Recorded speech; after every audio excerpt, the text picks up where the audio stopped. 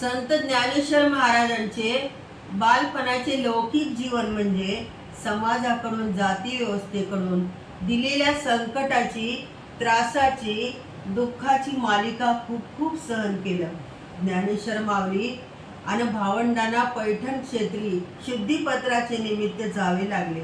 आणि काय चमत्कार झाला पहा. गुरु निवृत्तीनाथाच्या परवानगीने ज्ञानेश्वर माऊलींनी रेड्यामुखी चमत्कार घडविला. पैठणी नगरी नागघाटावरील असलेल्या स्मारकाला भेट दिल्यावर या अजरामर प्रसंगाची नक्की स्मृती येत राहील. वेद बोलीला रेड्यामुखी, वेद मंत्र बोलीला.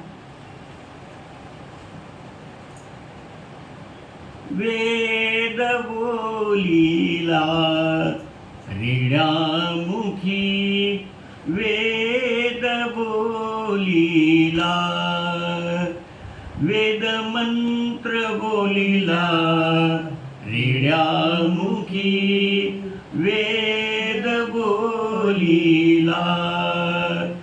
शुद्धीपत्र मिशे आलय पैठणी, विनवनी करती ज्ञानेश्वर निवृत्ती.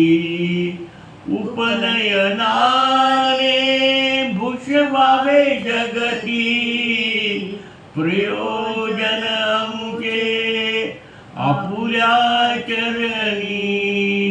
अनुमती दानवे घालण्याला रेड्यामुखी, वेद बोलीला, वेद बोलीला रेड्यामुखी, वेद बोलीला.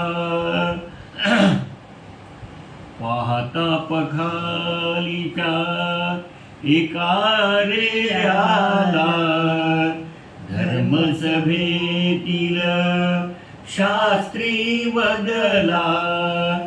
परमेश्वर जरी तुझ्या मधला, समान या रेड्यातची झाला. मंत्र येतील का त्याला रेड्यामुखी, वेद बोलीला, वेद बोलीला रेड्यामुखी, मंत्र बोलीला. स्तब्ध झाले पैठण द्विज, ब्रह्मदेवही क्षणद सकला. स्तब्ध चराचर गोदामाई, स्तब्ध पवन, स्तब्ध भक्तही. गर्वद्विजाचा हरला रेड्यामुखी, वेद बोलीला, वेद बोलीला रेड्यामुखी, वेद बोलीला. चमत्काराने नमस्कार घडती, भक्ती भावे पाय घड्या घालती.